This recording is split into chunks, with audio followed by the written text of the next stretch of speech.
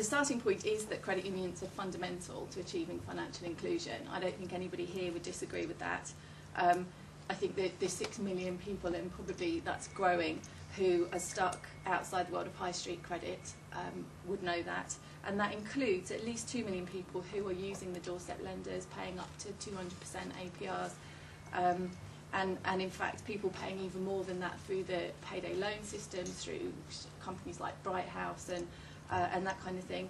And also, you know, a couple of 100,000 who are facing threats and violence from illegal lenders. And I think we've got a much better handle on that as an issue and the scale of that problem than we used to. And that throws up a whole set of new questions about how we solve the affordable credit problem. I think the financial services industry knows that credit unions are fundamental to financial inclusion.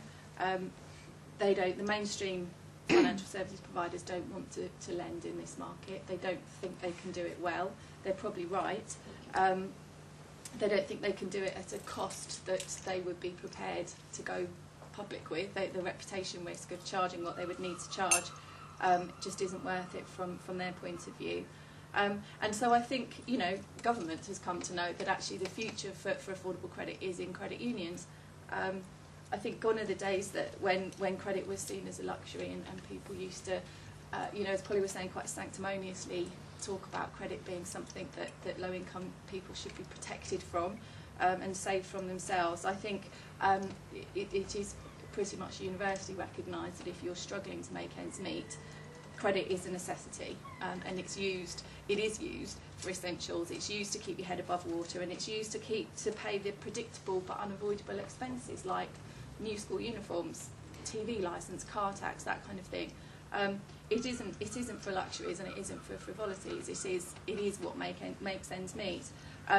So people will borrow, and somebody will lend to them. So if we don't make sure it's the right people lending, we are leaving them to pay an unacceptably high price. East Sussex Credit Union is already in the top 15% of credit unions in the country, possibly in the top 5%. The growth and development of this credit union over the last few years shows, without a doubt, that this credit union is a leader in the field.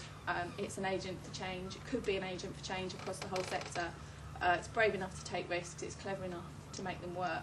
And that puts you, I think, in a key position as a representative of your sector and as a standard setter for the sector. And there's a long way to go. There's a lot of credit unions that need pulling forward. So I'm going to leave you with my 5 bits of advice, and they probably apply less to this credit union to any others, but I think these are the points that I would make to the sector as a whole to get where we need to be. So I would say the first bit would be listen to your customers, listen to the people whose needs you want to meet. Don't think you know them better than they do. I'm tired of being told that people who are financially excluded don't want an instant loan product. I'm tired of being told that actually it's not really financial inclusion if you go to people's doors to collect the money. Actually listen to what people want, see what makes them work, and see if you can meet their needs rather than expecting them to adapt to yours.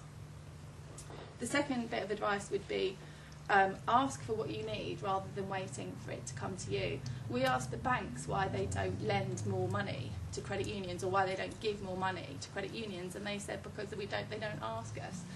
They're asked for grants. They're very very rarely presented with a business plan and asked for a commercial loan.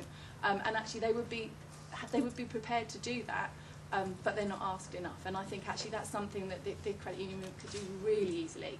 And I think it'd be really interesting to get the banks to put the money where their mouth is. I would also say be honest about what you can and what you want to do. I think because there's so much variation in the sector, I think it's really important to say what it is you're doing and what you're not doing, and be very clear where you are in that segmentation. I'd say no to anything that you can't do well. I think credit unions are being asked to do an awful lot these days, and expected to do an awful lot. And I think it's really important that you're sure enough of your ground to say no to the things that you're not going to be able to do well, and concentrate on the things that you absolutely can and do excel in.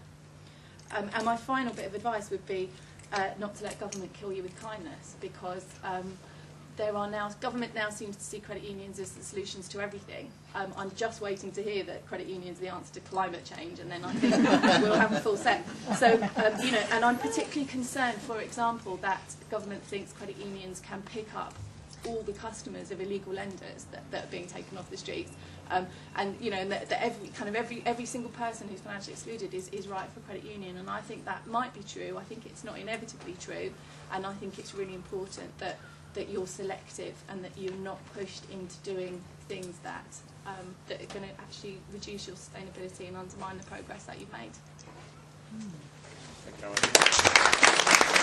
you.